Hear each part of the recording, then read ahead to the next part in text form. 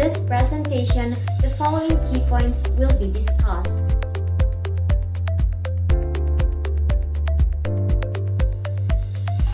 The Convention on the Rights of the Child is an international convention that acknowledges the human rights of children under the age of 18.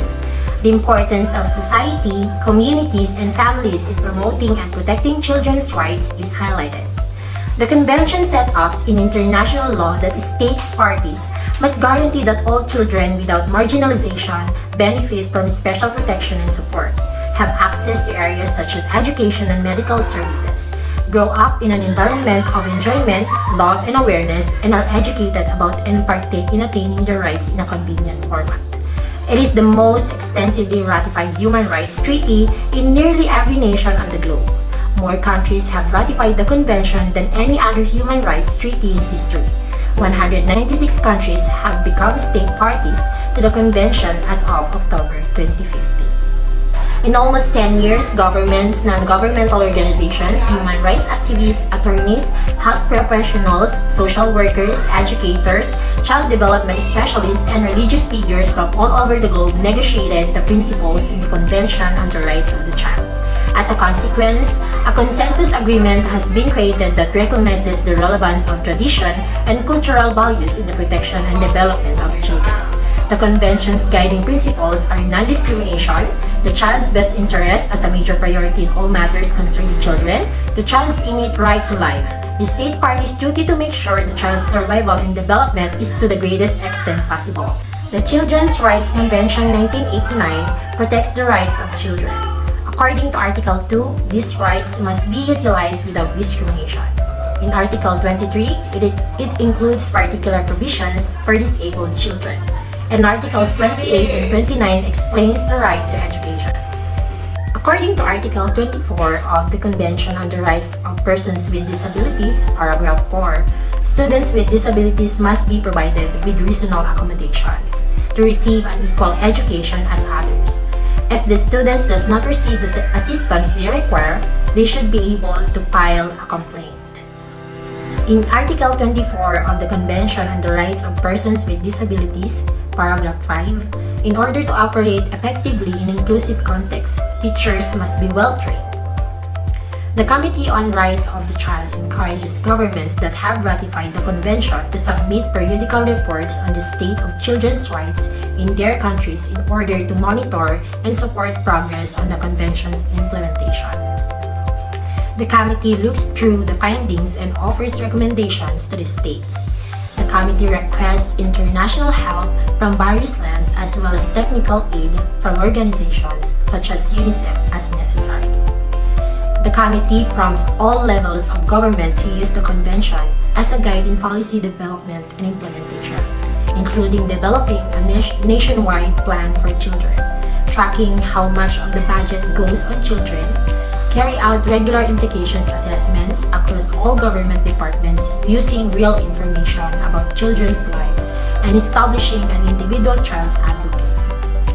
Finally, in certain countries, the Convention on the Rights of the Child has shown to be very successful in addressing concerns of children's rights related to special and inclusive education. Many of children's lives have been better in the 30 years after the Convention was adopted, owing to the increasing realization of rights and fulfillment of duties entrenched in the Convention and its 3 optional protocols. All children have ambitions and dreams for their lives, regardless of their race, ethnicity, language, religion, and disability. They all deserve to be provided with quality education where they can enrich their knowledge, enhance their talents, develop their skills, and realize their own potential. Hence, the educational needs of the children living with challenging conditions are addressed through the special and inclusive education. Children with impairments are all served by special education.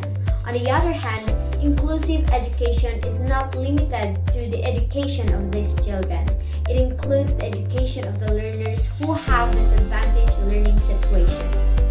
However, there are current events and challenges that these children are facing in the inclusive education, one of which is the lack of access to the mainstream, wherein out of 30 million of children that have special needs, only 4 to 5% are said to have access to education.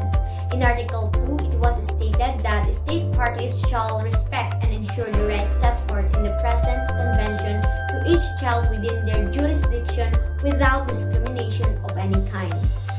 Integrating the gender equality in the curriculum with inconsistent principles would fall into gender discrimination. Even when children are being humiliated for having sickness such as HIV or AIDS are considered as one. Indigenous children are also experiencing discrimination regarding the way they dress, how they act, and how they speak. As for this case wherein children with special needs are not given the access to the mainstream, it is also considered as one. These are all contradicting to the Article 2. In Article 28, it was stated that the state parties recognize the right of the child to education, and with a view to achieving this right progressively and on the basis of equal opportunity. However, in practice, there is a challenge that Indigenous children are currently facing.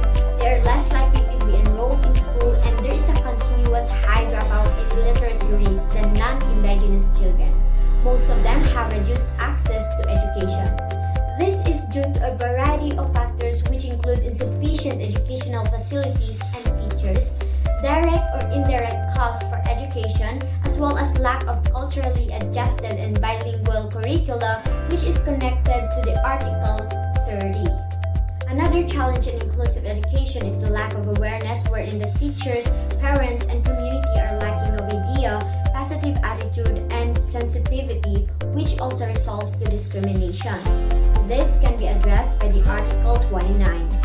Lastly is the poor situation of these children, particularly those who have disabilities. They are having difficulties or hindrances to experience or exercise their rights. In Article 23, it was stated that the rights of these children must be recognized. Empirically, through linking the Article 2 and 23, one could derive with the conclusion that the rights of these children are not limited with these articles. All of these current events and gaps or challenges in special and inclusive education are connected with the Convention, and it can also be addressed through it. However, the implementation of which must be strictly monitored in order to ensure that these challenges are being addressed. The UN Convention on the Rights of the Child is an international human rights treaty that establishes children's health, education, family life, play, and entertainment. An appropriate standard of living and protection from abuse and damage are all rights that children have. Non-discrimination means that all children in all situations and at all times have the same opportunity to reach their full potential. The Committee on the Rights of the Child hosted a day of a board debate on the Indigenous children's rights in 2003. Increase the number of teachers from Indigenous communities or who understand Indigenous languages, provide them with proper training, and ensure that they are not treated differently than other teachers. The committee recommends that the state parties guarantee Indigenous children have access to suitable and high-quality education while also taking complementary steps to eliminate child labor, including where appropriate, the provision of informal education.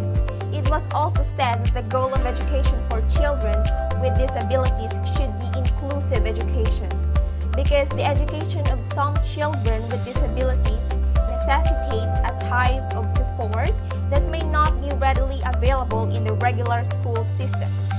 The manner and shape of inclusion must be governed by the child's particular educational needs. It was right, not a privilege, for disabled children to be included. There was a distinction to be made between integration and inclusion. Integration policies tended to focus on changing the child in order for him or her to fit into the school. Inclusion, on the other hand, aimed to alter the education environment to accommodate the requirements of impaired students. Consequently, failure to promote the inclusion of disadvantaged children often reflected a lack of political will rather than a lack of resources. Governments processing to be least capable of promoting the rights of disabled children were frequently found to be spending a considerable percentage of their country's income or arms on the other military expenditures.